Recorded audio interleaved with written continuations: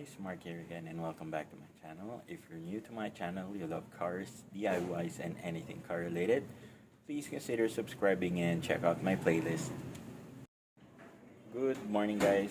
Today, ituturo ko sa inyo kung paano maglinis ng aircon blower ng Toyota Rush.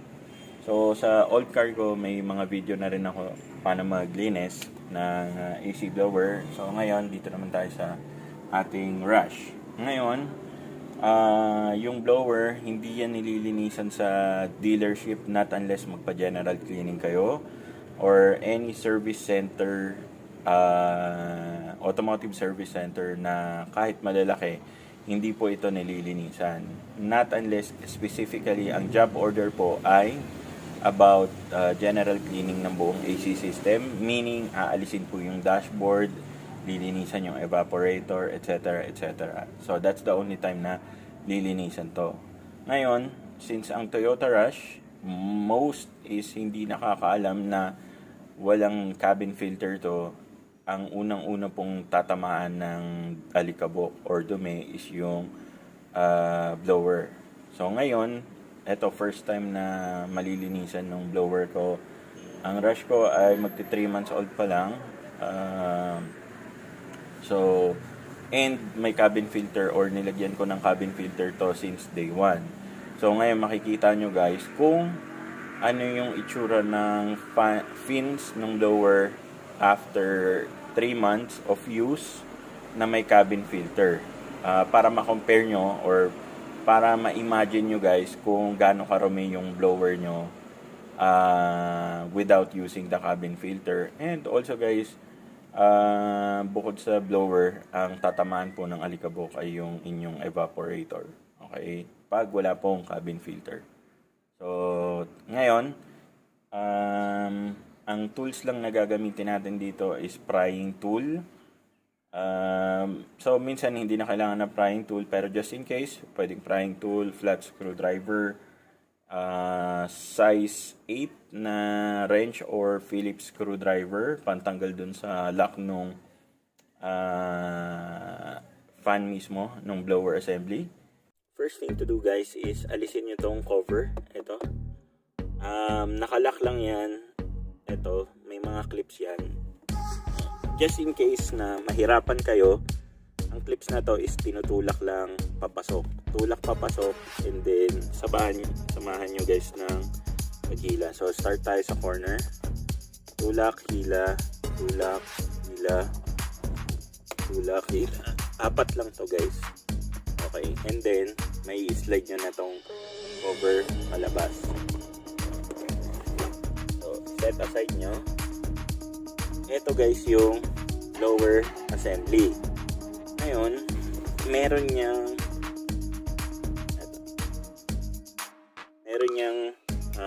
socket ng power. Ito. Ayan guys. Then, meron niyang 3 screw na humahawak. 1, banda dito yung pangalawa, and then 3, banda dito. Ayan, yan yung pangatlo. Unang-una yung gagawin guys is alisin nyo muna yung supply ng power sa socket, which is nandito. Isundan nyo lang guys yung wire. Babagsak kayo dyan sa gilid ng blower assembly.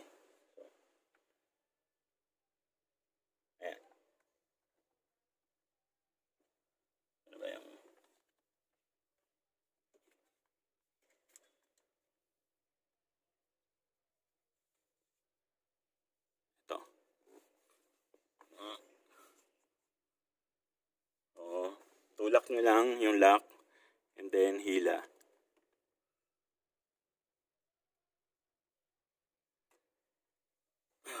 Yan. So, ito yung power supply ng blower. Now, using your flat screwdriver or yung what do you call this? Yung socket na 8mm. Alisin nyo na isa-isa yung screw na naglalak sa blower in place. So yung sa akin, most probably hindi pa masyadong marumi to guys. Kasi nga may may cabin filter. Pero tingnan natin, di ba? Screw number 2. And lastly, eto.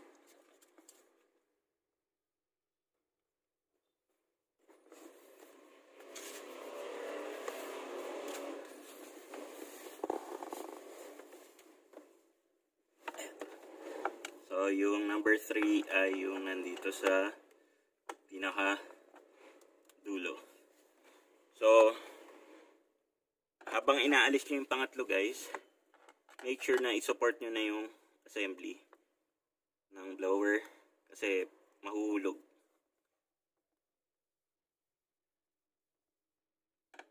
Okay. So, pwede nang kamayin yan. Good. So, eto na yung AC blower assembly. As you can see, sobrang linis pa nung sa akin. Pagtanggal na ito guys, may special tool. Unfortunately, wala akong special tool na pangtanggal ng lock nito. So, ang gagawin ko guys is using paintbrush or duster. Yun yung gagamitin kong panlinis. So, medyo may dumi na rin siya guys. Ayan, tingnan nyo sa gilid. See? So, gagawin ko dito guys is, sige, papakita ko sa inyo kung paano ko siya lilinisan. So guys, since hindi naman pa masyadong marumi yung blower ko, ito guys so using a clean cloth, ang gagawin natin is pupunasan lang natin thoroughly ang ating fins ng ating blower. Okay. So, special tool guys ang ginagamit dito. Ito. Ang mangyayari kasi pinapasok yon para bubuka to. Para mahila nyo itong fan blade.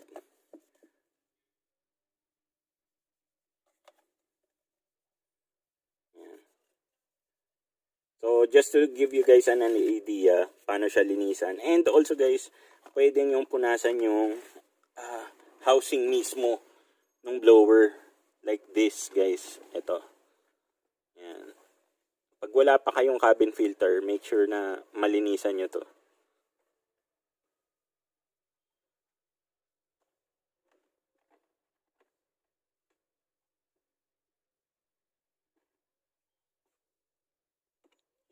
Oh, medyo may alikabok na rin, 'di ba? Yan oh. See? So lilinisan lang natin ito. So imagine guys, 3 months old. What more kung halimbawa let's say 1 year or 6 months hindi nyo siya nalinisan. Tapos wala pa kayong cabin filter. Ang mangyayari dyan guys is, syempre puro alikabok na yung binubugan yan. Maalikabukan pa yung evaporator nyo. Tapos kung sino man yung may allergy, magkakaroon ng reaction. Tapos not to mention lulumot kasi yung evaporator. So magkakaroon ng foul smell yan. Tapos kakalawangin, kokorode. Diyan na kayo magkakaproblema sa AC system nyo. Magiging magastos na. So, yung sa akin, yan. May nakuha naman tayong mga dumi, pero sobrang konti lang. Yan. So, pag nakakuha ako ng gamit, guys, papakita ko sa inyo. Tatanggalin to para mas malinis. Kumbaga. Though, pwede nyo naman tong gawin is balutan nyo ng plastic to guys. Yan. para safe siya kahit gamitan nyo ng basang brush. Diba? Ang sensitive lang naman dito guys is eto. Yan, yung part na yan. Etong part kasi na to, itong ibabaw, sealed naman yan. Kaya okay lang. So, after natin linisan guys, is, of course, ibalik na natin. Diba? So, ang pagbalik, silipin nyo kung nasan yung butas para sa blower. Yeah. Then, maglalak naman yan into place. Maglagay kayo ng isang screw.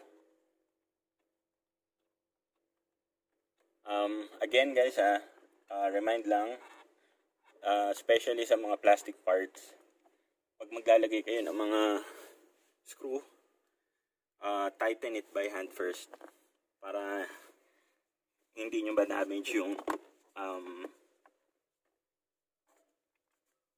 thread ng plastic.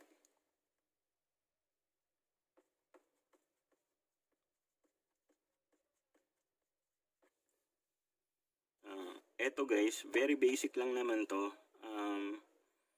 Every few months linisan nyo.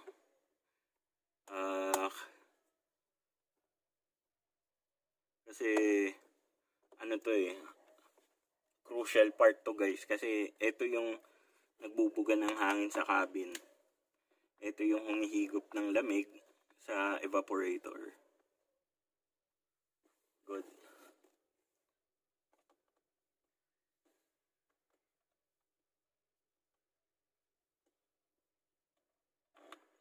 Last one.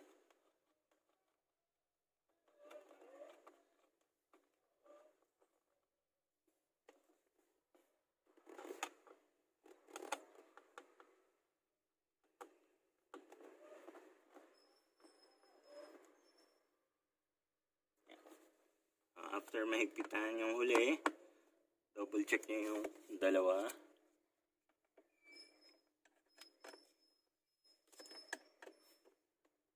Good.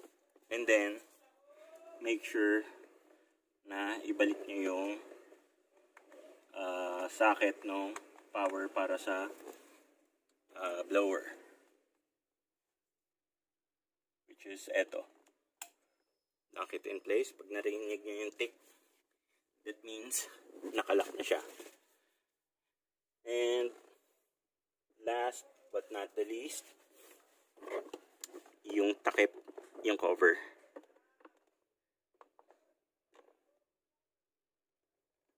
Good.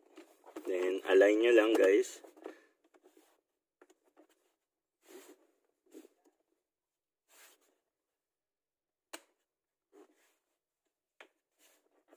Good. Then check nyo if loose. Okay na. Now, after nyong linisan, i-check nyo guys kung gumagana siya. Nandito kasi ako sa passenger side kaya hindi ko siya ma-check. Rinig nyo? So, working. Good. Thank you so much for joining me on this DIY guys. Mark nga pala ulit. Kung nagustuhan nyo yung video, please give it a thumbs up. Kung hindi pa kayo nakasubscribe, hit nyo na yung subscribe button and yung notification bell para ma-update po kayo pagka meron tayong bagong upload sa DIY, car-related stuff, and baka magdagdag tayo ng content para dun sa ating mga two-wheel lovers. Baka mag-start tayo ng motovlogging, mga engine mods, and other stuff. So, marami pa yan. So, for now, dito muna tayo sa rush. Yung mga maintenance, susunod na yan guys. Ini-isa-isa ko na. So, ngayon, yung AC blower, sana makatulong at ma-educate kayo guys tungkol sa car care maintenance ng ating Toyota Rush. Again, Mark nga pala ulit. Kung kailangan nyo po ng parts, visit my Shopee store. Ilalagay ko po yung link sa description section below. Thank you guys. Thank you so much sa continued support, and I hope to see you guys on our next video.